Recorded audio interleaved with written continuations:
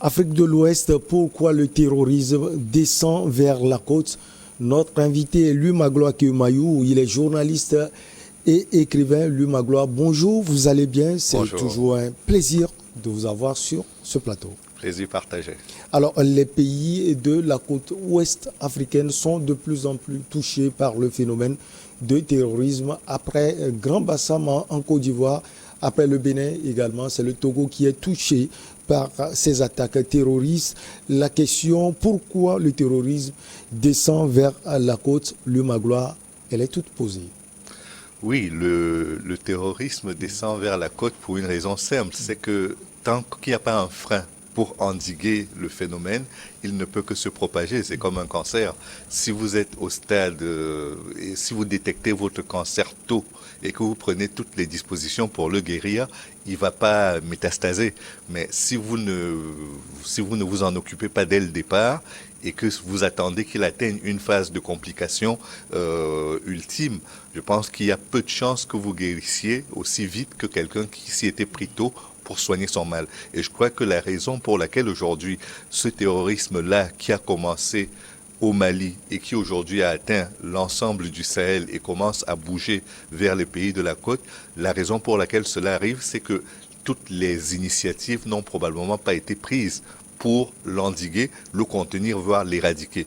Et il est temps donc pour les pays concernés de faire un front commun, de faire en sorte d'avoir une union des forces qui permettent de lutter contre ce mal qui est en train de gangréner les pays dans un contexte économique et social qui sont déjà très compliqués. Oui, union de force pour faire face au terrorisme. Mais Lumagloa, est-ce qu'il ne faut pas aussi aller à la base du problème du terrorisme? On ne peut pas uniquement lutter contre le terrorisme parce que c'est une guerre asymétrique.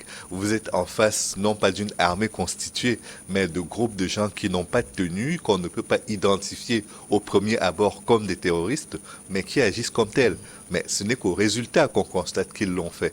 Or, s'il s'agissait d'une menace clairement identifiée, avec des acteurs bien identifiés qu'on peut attraper dans la rue ou autrement, dans des combats réguliers, je pense que ce serait facile. Mais nos pays ont tellement d'urgence aujourd'hui, entre la vie chère, entre l'augmentation, enfin le coût de la vie qui est encore aggravé par la crise ukrainienne et toutes les crises qu'il y a eu, la crise du coronavirus, le sous-développement de nos pays, on est dans des contextes d'endettement qui font que chaque centime qui est dépensé doit être dépensé à bon escient. Or, il n'y a que des urgences. Donc, tout demi-moyen dont vous disposez doit être utilisé de façon optimale pour régler toutes les urgences auxquelles vous faites face. Et je ne sais pas si le terrorisme en fait partie, mais en tous les cas, si vous n'arrivez pas à résoudre le problème du terrorisme, il viendra aggraver tous les autres problèmes auxquels vous faites déjà face. Alors ça, c'est le côté militaire. Est-ce que Lumagloa Keumayou, les États ont la capacité de faire face justement aux défis militaires aujourd'hui? L'erreur serait de penser que le défi n'est que militaire, parce que le problème n'est pas que militaire. Il est d'abord celui d'une vraie viabilisation de l'espace national, d'une présence de l'État à toutes les parties du territoire, de sorte que les citoyens sachent qu'ils sont protégés là où ils se trouvent et qu'ils ont accès à tous les services de base que peut fournir un État. Or, dans la plupart de nos pays, il y a le sentiment d'abandon qu'on constate des fois dans les confins parce que l'État n'a pas toujours les moyens d'investir. Déjà dans la capitale et dans les zones environnantes, ce n'est pas toujours évident et qui plus est, si vous vous trouvez très loin en périphérie, à la frontière du pays, vous avez l'impression que l'État vous a abandonné et qu'il ne sait même pas que vous existez. Et c'est justement dans ces zones-là, par moment, que les terroristes, les groupes terroristes s'installent, font presque du service social, puisque la plupart du temps, ce sont eux qui sont là pour aider les gens à se faire soigner, pour construire des mosquées, pour offrir des services qui étaient qui devaient normalement être proposés par l'État. Et si donc l'État ne peut pas le faire, on a l'impression qu'il y a ce sentiment d'abandon, ce sentiment de manque de protection qui est souvent suppléé et l'État est souvent suppléé dans ses fonctions par les terroristes qui ont des objectifs qui ne sont pas aussi nobles que ceux de l'État, l'État de droit et l'État tout court. Et cela ne cause pas le problème de la pauvreté de la lutte contre le terrorisme, le Magloire? La corrélation, pendant très longtemps, on a voulu expliquer l'enrôlement des citoyens dans le terrorisme par le fait qu'ils étaient pauvres. Mais ce n'est pas la seule explication. On est dans une situation où par moment, quand vous prenez le Nigeria, on a vu que ce n'était pas que les personnes les plus pauvres qui s'engageaient, qui se faisaient enrôler comme terroristes. Il y a d'autres enjeux et ces enjeux-là doivent être traités avec sérieux. L'enjeu, par exemple, de l'alternance, savoir que dans son pays, quand on élit une personne, elle est là pour servir la population et que arrivée au terme de son mandat, elle passera la main à une autre personne, qu'elle ait réussi ou pas sa mission, elle passera la main. Donc si dans ces conditions-là, les gens ont l'impression qu'une élection politique n'a aucun intérêt puisqu'elle peut être truquée, puisqu'il peut y avoir un coup d'État et qu'au bout du compte, l'expression démocratique ne sert à rien, que leur voix ne sert à rien, ils seront tentés par beaucoup de choses, dont le terrorisme. Prenez le cas du Mali. Quand il y a eu le problème dans la partie septentrionale du pays, Oui. la crise n'a été aggravée que par le fait que certains Touaregs ont jugé utile de s'allier avec les rebelles qui venaient de quitter la Libye, avec armes et bagages, pour lutter et donc obtenir la capacité de créer ce qu'ils ont appelé l'Azawad dans le nord du Mali. S'il n'y avait pas eu cette intervention, je ne suis pas certain qu'on aurait eu cette crise sécuritaire et ce terrorisme qui est en train d'essaimer dans tout le Sahel et maintenant dans la partie de la côte. Ce n'étaient pas des personnes forcément très pauvres, puisque certaines d'entre elles avaient participé au gouvernement, avaient été ambassadeurs, avaient représenté le Mali et finalement ont choisi de s'allier avec des partenaires encombrants qui sont devenus une menace pour le Mali, pour ses voisins, voire pour les pays de la côte un peu plus loin. Alors, nonobstant tout, est-ce que vous ne pensez pas que la menace terroriste présente une fenêtre d'opportunité pour les différents gouvernements à investir? Je ne suis pas sûr de comprendre que pour le gouvernement, le terrorisme peut être une bonne opération. Non, la menace terroriste constitue une opportunité pour les gouvernements de penser à gérer autrement leur pays. Non, je ne crois pas que ce soit une opportunité. C'est une menace aujourd'hui à laquelle aucun gouvernement n'a trouvé une réponse sérieuse et définitive. Il y a eu des attentats en Espagne. Depuis 2001, les attentats du 11 septembre, on a vu les attentats terroristes se produire dans plusieurs pays et pas qu'en Afrique. Donc la France a été touchée, la Grande-Bretagne a été touchée, l'Espagne a été touchée, l'Italie a été touchée. Plusieurs pays ont été touchés et donc quand ça arrive en Afrique, ça arrive presque en bout de comète, en bout de queue, et en queue de comète, pardon. Et donc, je ne peux pas penser que c'est parce que l'Afrique est faible qu'elle est plus atteinte par le terrorisme. Même les armées les plus puissantes ont été frappées par le terrorisme et continuent d'être frappées par le terrorisme. Donc, cela nous dit simplement que une nouvelle menace, quand on ne l'a pas encore suffisamment identifiée, est difficile à combattre. On l'a vu pour le coronavirus, la crise sanitaire de la Covid-19.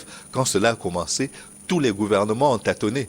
Même si aujourd'hui on commence à trouver une voie qui permet d'être serein dans la façon de gérer la crise, le début a été très poussif. Et pour le terrorisme, c'est la même chose. Mais ce qui aggrave le cas des pays africains, c'est qu'on a d'autres urgences qui sont la lutte contre la pauvreté, la lutte pour le développement en général et le manque de liquidité.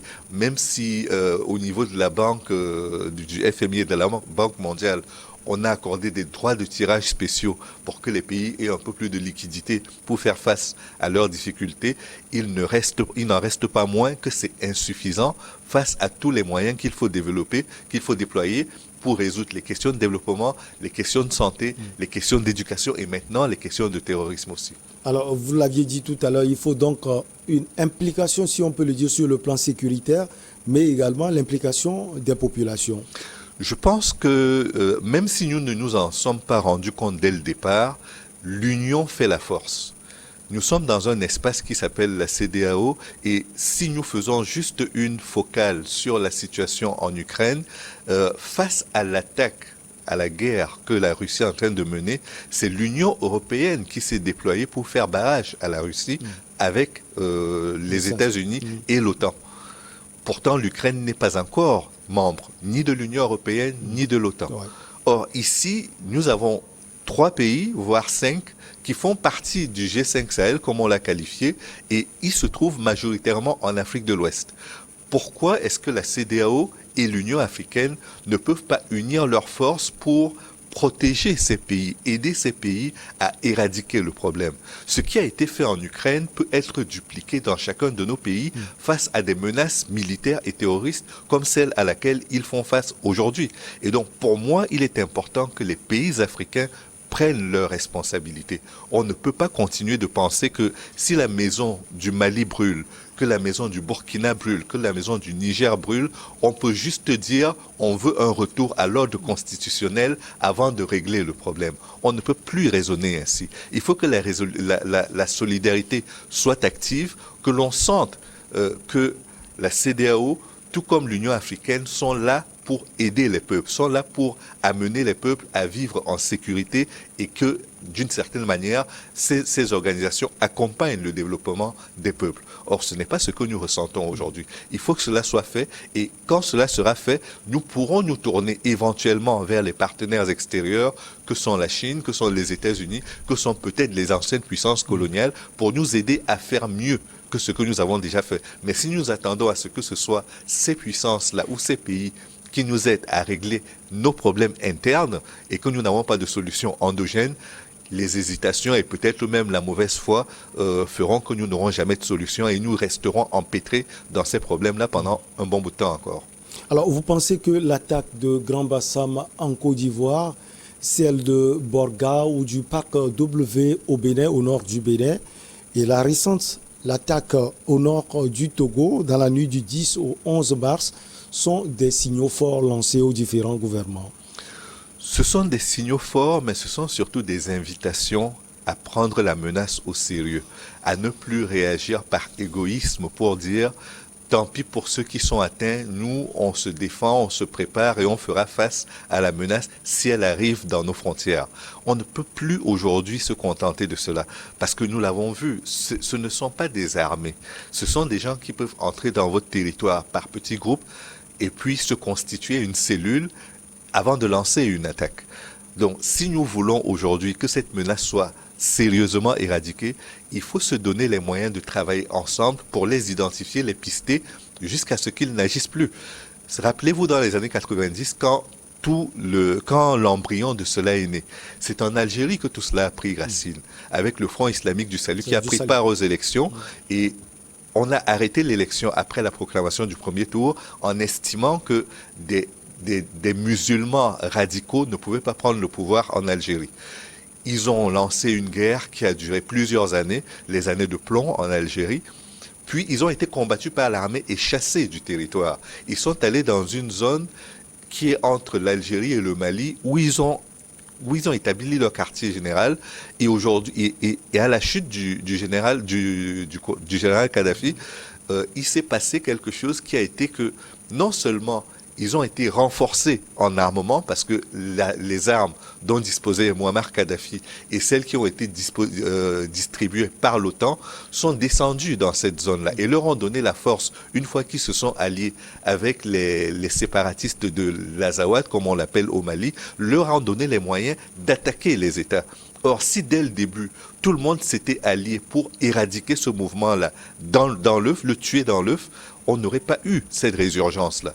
Or, aujourd'hui encore, nous continuons d'agir collectivement, parce que c'est un problème africain. Nous continuons d'agir comme si chacun des pays individuellement devait faire le job et on attend de voir ce que ça va donner. C'est collectivement qu'il faut le faire. Travailler avec l'Algérie, travailler avec les pays de la côte, travailler avec les pays du Sahel, quelles que soient les autorités qui sont en place pour éradiquer définitivement le problème. Et si jamais il y a une tentative de fuite, que les fuyards, les terroristes qui ont fui d'un pays vers un autre, qu'ils soient arrêtés dans le pays où ils vont arriver. Mais aujourd'hui, on a l'impression que c'est à chacun pour soi, Dieu nous pousse et peut-être qu'on réussira. Ce n'est pas de cette manière-là, de mon point de vue, que l'on arrivera à éradiquer le problème. C'est pour ça que je considère que c'est un défi qui est lancé à la solidarité régionale d'abord au sein de la CEDEAO, ensuite à l'échelle africaine, voire pourquoi pas à l'échelle internationale, parce qu'aujourd'hui la question du terrorisme est une question d'intérêt international. Ce n'est pas qu'une question africaine. Alors, parlant justement de la CEDEAO avec ces problèmes de l'heure, est-ce que vous pensez que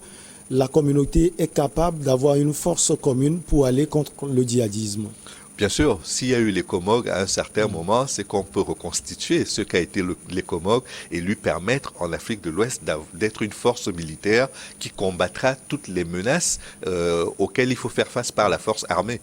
Donc, de mon point de vue, c'est possible aujourd'hui de faire que la CEDEAO dispose d'une force militaire pour intervenir, pour frapper et régler les problèmes de terrorisme. Alors, vous voulez dire qu'il faut aller au-delà de cette force qui regroupe le Bénin, le Ghana et le Togo, et qui travaillent ensemble pour contrer les djihadistes.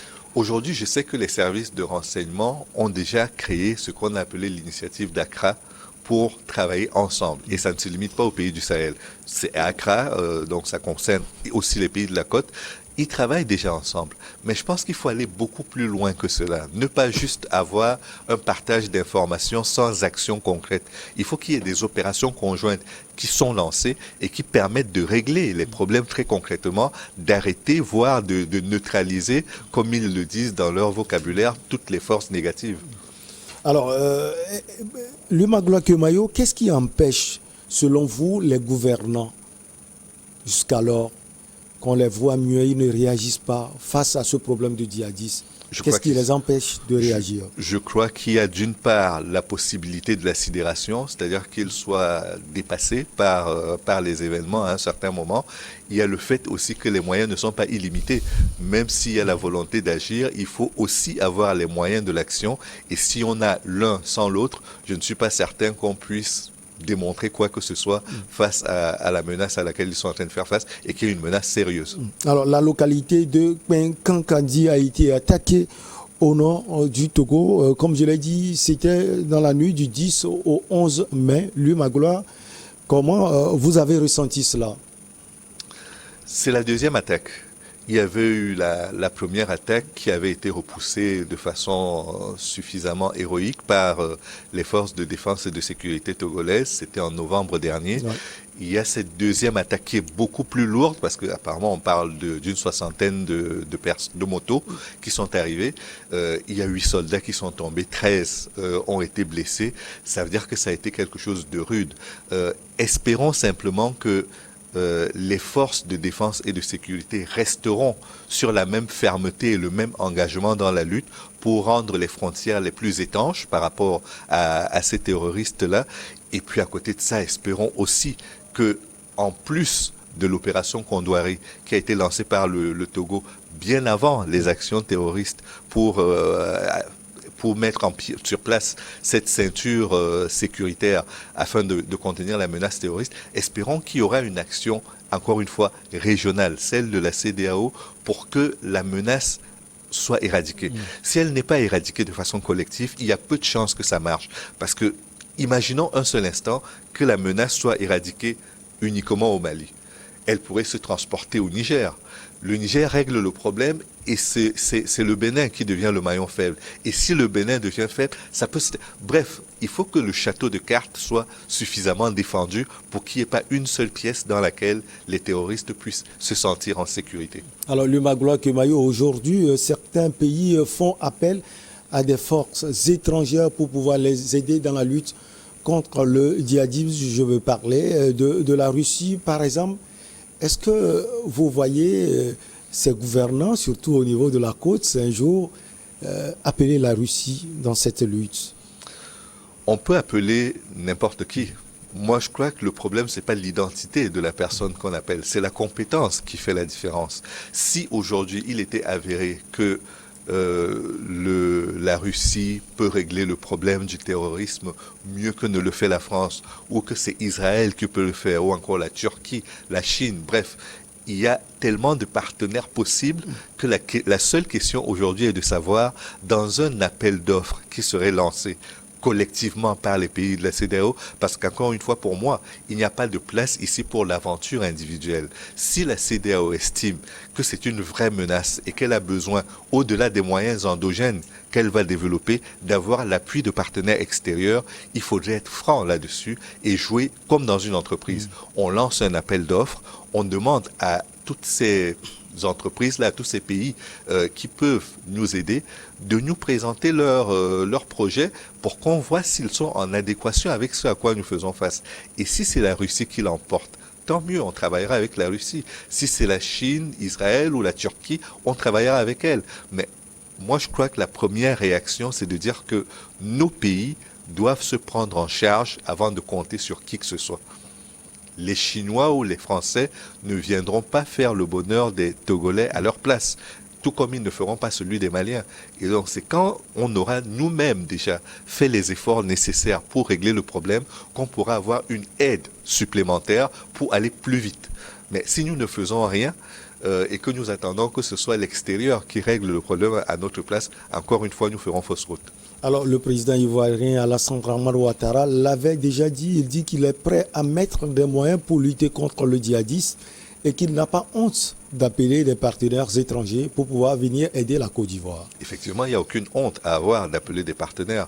Quand votre maison brûle, vous pouvez essayer de l'éteindre, d'éteindre l'incendie tout seul. Mais je pense que si tous les voisins se mettent avec vous pour l'éteindre, vous arriverez à limiter les dégâts assez rapidement. Le feu ne fera pas beaucoup de dégâts, mais à vous tout seul, vous arriverez peut-être à limiter la casse, mais peut-être que 2, 3, 4 pièces auront déjà brûlé le temps que vous arriviez à votre fin. Donc, c'est pas une honte d'appeler des partenaires extérieurs. Aujourd'hui, la défense de l'Union européenne continue d'être assurée par les États-Unis à travers l'OTAN. Il n'y a aucune honte à cela. Ça fait plus de 70 ans que la Deuxième Guerre mondiale est terminée. Pourtant, les États-Unis sont encore là pour assurer la sécurité des Européens quand il y a une menace qui se fait jour sur leur territoire. Et même là, vous prenez l'Ukraine qui ne faisait pas partie de l'OTAN, elle est attaquée par la Russie. Cela n'empêche pas les États-Unis et tous leurs alliés européens de venir en aide à l'Ukraine. Donc il n'y a pas de honte à faire appel à des partenaires extérieurs. Les gens parlent de l'extrémisme violent et de l'endoctrinement religieux, Lumagola Kemayo.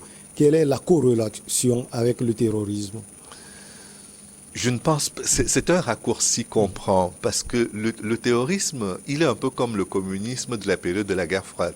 C'est-à-dire c'est un mal qu'on a identifié et qu'il faut combattre, mais il n'est pas le seul. Il peut prendre plusieurs formes. On n'est pas obligé d'avoir une religion pour être un radical ou pour être un terroriste. Le terrorisme n'a ni religion ni couleur de peau. Ça peut concerner tout le monde. Une fois qu'il est là, il faut le combattre. Après, si ce sont des musulmans ou des chrétiens ou des païens, enfin, je sais pas, quelle que soit la nature des gens qui s'enrôlent dans le terrorisme, il faut les combattre parce qu'il n'y a pas de raison de faire une discrimination, dire que le terrorisme est plus dangereux quand il est musulman ou qu'il est chrétien. Pour moi, le terrorisme, c'est le terrorisme, il faut le combattre. Alors, cela veut dire qu'il faut s'aligner derrière les propos du président ivoirien, par exemple, mettre les moyens, faire face au terrorisme et éventuellement appeler les partenaires. Non, pour moi, l'État a l'obligation de défendre les hommes, les biens et les personnes. Après, qu'il le fasse seul ou qu'il le fasse en association avec des partenaires d'autres États, là n'est pas le sujet. Pour moi, le sujet, c'est le résultat. Si le résultat suit, pour moi, toutes les alliances sont possibles. Il n'y a pas de raison de se limiter dans les alliances à partir du moment où les résultats suivent. Vous n'êtes pas dans leur secret, mais pourquoi le terrorisme descend vers l'Afrique, vers la côte? Quel est l'objectif fixé par ces terroristes, selon vous, Lumagola? Je ne sais pas. Je ne sais pas quel est l'objectif. Ce dont je suis conscient, c'est qu'aujourd'hui, ces terroristes-là ont besoin d'avoir la liberté d'utiliser tout. Je ne pense pas que leur objectif, c'est de créer un État, comme on l'a entendu dans le Moyen-Orient avec l'État islamique. C'est pas leur projet. En revanche, ils ont besoin d'avoir des zones sur lesquelles ils peuvent passer sans problème. Parce que le terrorisme dont nous parlons est aussi associé avec le grand banditisme et tous les trafics qui ont lieu dans le Sahara, notamment le trafic de drogue et tous les autres trafics que cela peut comporter. Le trafic par rapport aux migrants qui traversent pour se rendre en Europe, le trafic de produits manufacturés, il y a tout un tas de trafics qui sont le trafic d'armes également. Et donc pour ça, ils ont besoin par moment d'avoir des couloirs pour écouler leurs produits ou pour faire arriver tous ces produits-là qu'ils gèrent. Et pour moi, ça ne peut être que ça. S'ils essaient d'avoir une profondeur, c'est pour se donner les moyens de régler leurs équations funestes sans que les autorités puissent avoir la main sur ce qu'ils font. Merci beaucoup à vous, le Magloire Kemayo, Afrique de l'Ouest. Pourquoi le terrorisme descend vers la côte? Ça a été un plaisir de vous avoir sur ce plateau, le Magloire Kemayo. Plaisir partagé encore une fois. Vous êtes journaliste et écrivain. On marque la pause pour le journal et derrière, on reçoit nos invités pour Regard Croisé.